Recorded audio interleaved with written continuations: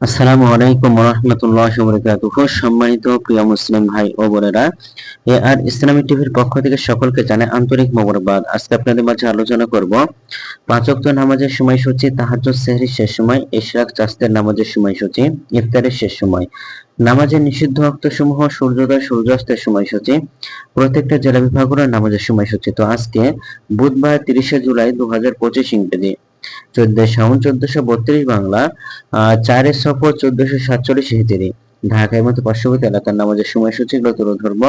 তারপর অন্যান্য জেলা বিভাগগুলোর নামাজের সময়সূচি তুলে ধরবো। তা আপনারা একটি লাইক দিয়ে সাথে থাকুন। তো আজকে ঢাকার মতো পার্শ্ববর্তী এলাকার তাহাজ্জুদ এবং সেহরির শেষ সময় হলো 4টায়। ইফতারের সময় সন্ধ্যা 6টা 54 মিনিটে। ইশরাক এবং চাঁদের নামাজে রক্ত শুরু হবে 5টা 43 মিনিটে এবং শেষ হবে 11টা 59 মিনিটে। ফজরের নামাজে রক্ত শুরু হবে 4টা 3 মিনিটে এবং শেষ হবে 5টা 26 মিনিটে। জোহরের নামাজে রক্ত শুরু হবে 12টা 6 মিনিটে, জোহরের নামাজে রক্ত শেষ হবে 4টা 42 মিনিটে। আসরের নামাজে রক্ত শুরু হবে 4টা 43 মিনিটে, আসরের নামাজে রক্ত শেষ হবে 6টা 42 মিনিটে।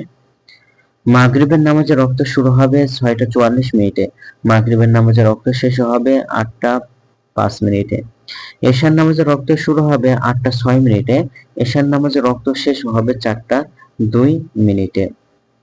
নামাজের নিষিদ্ধ ওয়াক্তসমূহ হলো 3টার সময় সকালে, 5টা 27 থেকে 5টা 42 পর্যন্ত, দুপুরে 12টা থেকে 12টা 5 পর্যন্ত এবং সন্ধ্যায় 6টা 28 থেকে 6টা 43 পর্যন্ত। আজকে সূর্যাস্ত হবে 6টা 44 মিনিট আর আজকে সূর্যোদয় হবে 5টা 26 মিনিটে। এগুলো ঢাকার মতো পার্শ্ববর্তী এলাকার নামাজের সময়সূচি। এখন আলোচনা করব বিভাগীয় শহরের জন্য উল্লিখিত সময়ের সঙ্গে যেসব বিভাগের সময় আপনারা যোগ বিয়োগ করবেন তা হলো এই। বিয়োগ করবেন চট্টগ্রামে 5 মিনিট এবং সিলেটে 6 মিনিট কম করবেন। ঢাকা এবং তার পার্শ্ববর্তী এলাকা যে নামাজের সময়সূচি রয়েছে সেখানে চট্টগ্রামে 5 মিনিট এবং সিলেটে 6 মিনিট কম করবেন। যোগ করবেন খুলনাতে 3 মিনিট, রাজশাহীতে 7 minute, Rangpur 8 minute, Barishal 1 minute বেশি করবেন। ঢাকার মতো পার্শ্ববর্তী এলাকা যে নামাজের সময়সূচি রয়েছে সেখান থেকে। তো আজকের ভিডিওটি পর্যন্ত ছিল আর এই সূত্র করে নিয়েছি ইসলামিক ফাউন্ডেশন থেকে। ভিডিওটি ভালো লাগলো অবশ্যই চ্যানেলটি সাবস্ক্রাইব করে পাশে থাকবেন। ধন্যবাদ সকলকে।